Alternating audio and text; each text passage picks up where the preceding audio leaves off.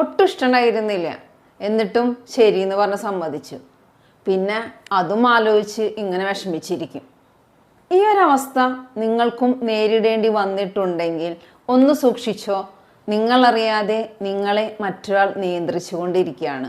നിങ്ങളെ മാനസികമായി തളർത്തി നിങ്ങളുടെ നല്ല ഗുണങ്ങളെ മുതലെടുക്കുന്ന ആളുകളെ തിരിച്ചറിയാനുള്ള 10 വഴികൾ.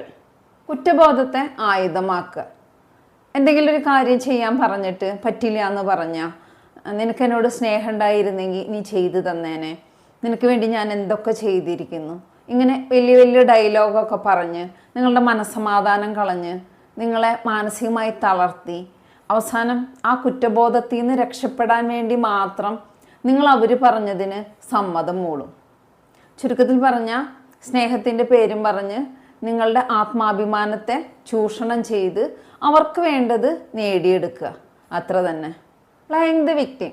താനൊരു പച്ച പാവാണ്, നിങ്ങളാണ് അവരെ നിരന്തരം ദ്രോഹിച്ചു കൊണ്ടിരിക്കുന്നത് എന്ന് വരുത്തി തീർക്കാൻ ഒരു മടിയില്ലാത്തവർ. 100% തെറ്റ് അവരുടെ ഭാഗത്തായിരിക്കും. പക്ഷെ എന്ത് തന്നെ സംഭവിച്ചാലും ശരി സമ്മതിച്ചു തരില്ല. അതുമാത്രമല്ല, ഇതിനെല്ലാം കാരണക്കാർ നിങ്ങളാണെന്ന് വരുത്തി തീർക്കുകയും ചെയ്യും. എൻ്റെ വിധിയാണ്, എന്നാരും മനസ്സിലാക്കണില്ല, എന്നാരും സ്നേഹിക്കണില്ല, ഇങ്ങനെ വലിയ വലിയ ഇമോഷണൽ ഡയലോഗൊക്കെ അടിച്ച് നിങ്ങളുടെ മനസ്സിലെ സഹതാപം കാരുണ്യം ഒക്കെ മുതലെടുത്ത് അവരുടെ ആവശ്യങ്ങൾക്കനുസരിച്ച് അവർ നിങ്ങളെ ഉപയോഗിച്ചുകൊണ്ടിരിക്കും. വാക്കുകളെ വളച്ചൊടിക്കാം. നല്ല ഉദ്ദേശത്തോടു കൂടി പറയുന്ന കാര്യങ്ങളെ പോലും അവരുടെ ഇഷ്ടത്തിനനുസരിച്ച് വളച്ചൊടിച്ച് നിങ്ങളെ മറ്റുള്ളവരുടെ മുന്നിൽ വില്ലനോ വില്ലത്തിയോ ആക്കി മാറ്റാം. സംസാരത്തിൽ നിന്ന് ഒരു വാക്ക് മാത്രം പിടിച്ചെടുത്ത് അവരവരുടെ ഇഷ്ടത്തിനനുസരിച്ച് പറഞ്ഞുണ്ടാക്കും. അയ്യോ, ഞാൻ അങ്ങനെ ഉദ്ദേശിച്ചൊന്നല്ല പറഞ്ഞത് എന്ന് നിങ്ങൾ എങ്ങനെയൊക്കെ വിശദീകരിക്കാൻ നോക്കിയാലും ശരി ഒരു രക്ഷയുണ്ടാവില്ല. നിങ്ങളെ മാനസിക സമ്മർദ്ദത്തിലാക്കി തളർത്തണം. അതാണ് അവരുടെ ലക്ഷ്യം. സന്തോഷം, സങ്കടം, ഇത് രണ്ടും ഇവരോട് പറയാൻ പറ്റില്ല. കാരണം ഇവരോട് എന്ത് പറഞ്ഞാലും ഇവരതിന് ഒരു പ്രാധാന്യം കൊടുക്കില്ല. എന്ന് മാത്രമല്ല, ഇതിനേക്കാട്ടിലും വലുത് ഞാൻ അനുഭവിച്ചിട്ടുണ്ട് എന്ന മട്ടിലായിരിക്കും നിങ്ങളോട് പെരുമാറുക. ഇവരോട് എന്തെങ്കിലും സംസാരിക്കാൻ പോയാൽ നമ്മൾ പറയാൻ വിചാരിച്ച കാര്യം ഇവരോട് പറയാൻ പറ്റില്ല എന്ന് മാത്രമല്ല, നമുക്കവർ പുല്ല് വില പോലും തരൂല. മെൻ്റലി നമ്മൾ ഡൗൺ ആവും ഇവരോട് സംസാരിച്ചാൽ. അത് മാത്രമേ ബാക്കിയാവൂ. ചില സമയങ്ങളിൽ വാക്കുകളേക്കാൾ ക്രൂരമാണ് മൗനം.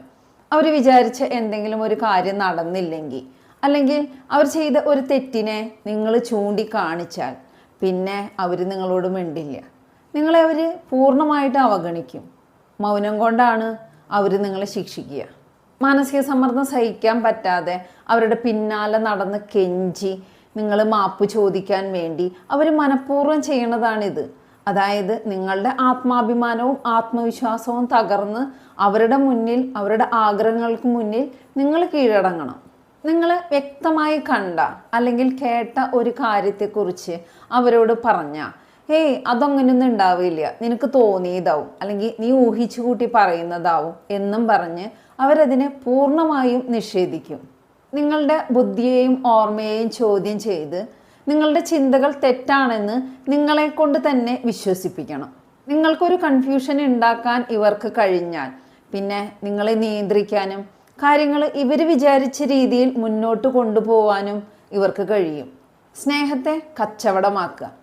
ഭയങ്കര സ്നേഹവും കരുതലും ഒക്കെയാണെന്ന് വരുത്തി തീർത്ത് നിങ്ങളെ പൂർണ്ണമായും നിയന്ത്രിക്കാനുള്ള കപടതന്ത്രം.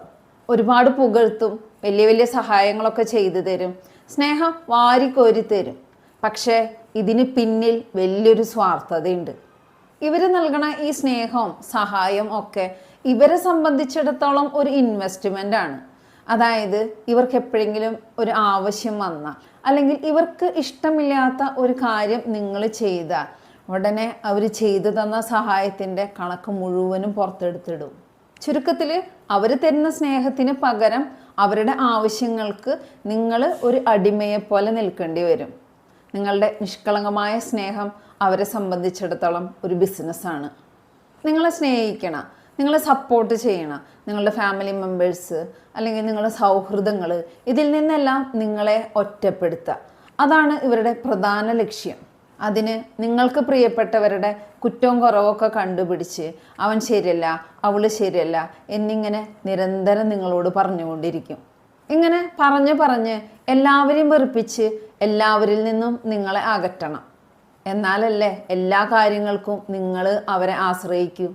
4 പേരുടെ മുന്നിൽ വെച്ച് അപമാനിക്കുകയും പരിഹസിക്കുകയും ചെയ്തിട്ട് പിന്നെ നിങ്ങളതിനെക്കുറിച്ച് ചോദിച്ചാൽ അതൊരു തമാശയായിരുന്നില്ലേ, നീ എന്തിനാ ഇത്രയ്ക്ക് അതൊക്കെ കാര്യമായിട്ട് എടുക്കണത്, ഇത്രയ്ക്ക് വിവരമില്ലേ നിനക്ക് എന്നൊക്കെ വളരെ കൂളായിട്ട് പറയും. ഇവരുടെ ഓരോ വാക്കിലും പാമ്പിനേക്കാൾ വിഷമുണ്ട്. കള്ളം പറഞ്ഞത് അവരായിരിക്കും, പക്ഷേ കള്ളം പറഞ്ഞത് നിങ്ങളാണെന്ന് സിമ്പിളായിട്ട് വരുത്തി തീർക്കും. അതായത് അവർ വിശുദ്ധരാണെന്ന് മറ്റുള്ളവർക്ക് തോന്നണം. അവർ പറയുന്നതിനെ നിങ്ങൾ എതിർക്കാൻ ശ്രമിച്ചാൽ പിന്നെ ആ ടോപ്പിക്ക് തന്നെ മാറ്റിയിട്ട് നിങ്ങളുടെ സ്വഭാവത്തിനെ കുറിച്ചായിരിക്കും അവർ പറയുക.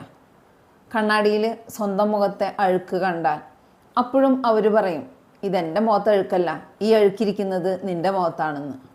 ഇതാണ് ആ 10 പോയിൻറ്റ്സ്. നിങ്ങളുടെ ചുറ്റുമുള്ള ബന്ധങ്ങളിലേക്ക് ഒന്ന് നോക്കുക. നിങ്ങളറിയാതെ നിങ്ങളെ നിയന്ത്രിച്ചു കൊണ്ടിരിക്കുന്നത് ആരാണെന്ന് നിങ്ങൾക്ക് മനസ്സിലാവും.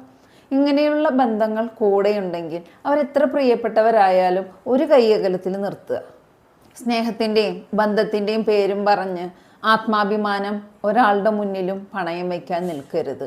ഇനി മറ്റൊരാൾ നിങ്ങളെ യൂസ് ചെയ്യാൻ അനുവദിക്കരുത്. ജീവിതം ഒന്നല്ലേ ഉള്ളൂ. അത് മറ്റാരോ എഴുതിയ തിരക്കഥയ്ക്കനുസരിച്ച് ജീവിച്ചു തീർക്കാനുള്ളതല്ല. വീഡിയോ ഇഷ്ടപ്പെട്ട സപ്പോർട്ട് ചെയ്യാൻ മറക്കരുത്. പുതിയൊരു കണ്ടന്റുമായി അടുത്ത വീഡിയോയിൽ കാണാം.